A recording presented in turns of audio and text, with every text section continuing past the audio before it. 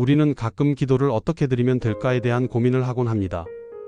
신앙이 침체될 때는 기도의 방법이나 기도의 형식에 대해서 더욱 생각이 많아질 때도 있습니다.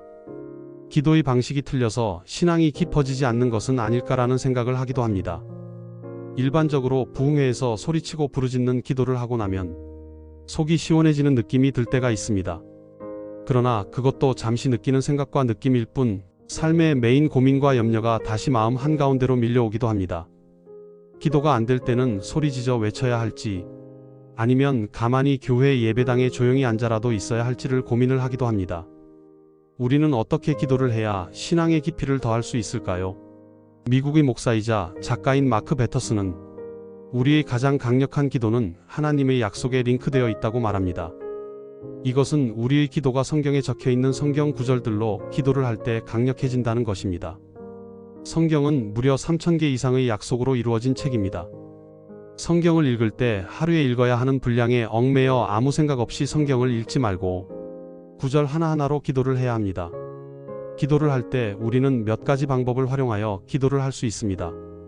첫째, 성경에서 말하고 있는 약속, 명령, 경고 등 무엇이든 내 눈에 들어오는 성경 구절로 하루를 시작해 보십시오. 마음과 눈에 들어오는 구절로 기도를 시작하면 현재의 상황에 맞는 성경 구절을 하나님이 보여주시는 것이기 때문에 삶의 위로를 얻을 수 있습니다. 둘째, 하나님의 말씀을 외워보십시오. 기도의 모든 문장이 성경과 연결이 됩니다. 하나님의 말씀들을 머릿속에 담고 살아가면 그분의 약속들이 가슴속에서 되살아나기가 훨씬 더 쉬워질 것입니다. 셋째, 성령님과 함께 기도해 보십시오. 기도는 성령님이 하나님의 나라를 위해서 어떤 일이 필요하며 그 일에서 우리가 어떤 역할을 해야 하는지 알려주는 일에 귀를 기울이는 행위입니다. 기도는 혼자 말하는 것이 아니라 쌍방향 대화에 해당합니다. 바울은 우리가 기도할 때 성령이 믿음을 주신다고 말합니다. 성령은 특정한 상황에서 하나님이 무엇을 하기를 원하시는지 분별할 수 있는 지혜와 함께 그 일에 대한 확신을 주십니다.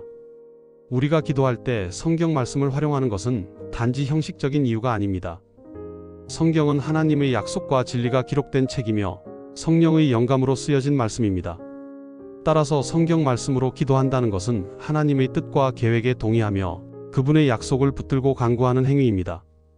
예를 들어 어려움 속에서 내게 능력 주시는 자 안에서 내가 모든 것을 할 수 있는 이라는 빌립보서 말씀을 붙들고 기도한다면 그 말씀은 단순히 우리의 입술을 넘어 믿음과 소망으로 우리의 마음에 새겨질 것입니다.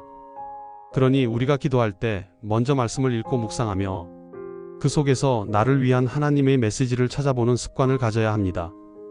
그렇게 하면서 우리의 기도가 더욱 진솔하고 깊어질 수 있습니다. 그러니 오늘부터는 말씀과 기도를 함께하는 삶을 시작해 보세요. 하나님과의 대화가 한층 더 놀랍고 새롭게 느껴질 것입니다.